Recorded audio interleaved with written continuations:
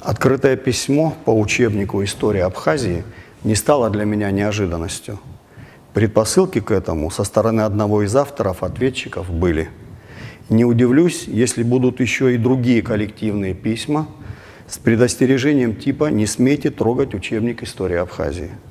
Это и есть политизация процесса, то, чего я не хотел и не хочу.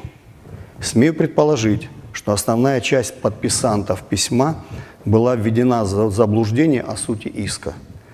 Речь идет об иске о защите чести и достоинства.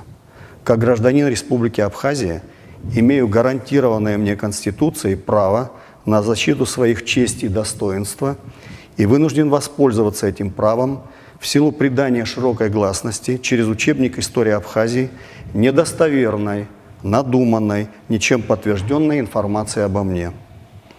Всю свою жизнь я сам решал свои вопросы, не прибегая к чьей-либо помощи и не перекладывая ответственность за свои ошибки на других. В данном иске речь идет об изложенном в учебнике утверждении о якобы данном мною и невыполненном обещании об уходе в отставку в 2013 году, выставляющее меня трусом. Данное утверждение порочит мою честь и достоинство. Еще раз повторюсь, речь идет о моем иске о защите чести и достоинства. Поэтому я прошу тех, кто собирает подписи в мою поддержку, не делать этого. Это не политический процесс, а мой личный иск о защите чести и достоинства. Должен отметить, что сторонами прорабатывался вариант мирового соглашения. Министерство образования и науки предложило свои варианты, предполагающие при заключении мирового соглашения решение вопроса в 3 уровнях.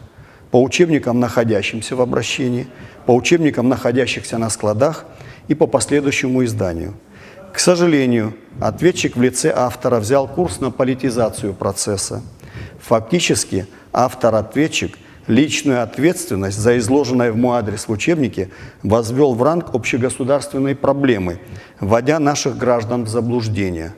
Считаю недопустимым рассматривать мой конкретный иск как посягательство на учебник «История Абхазии».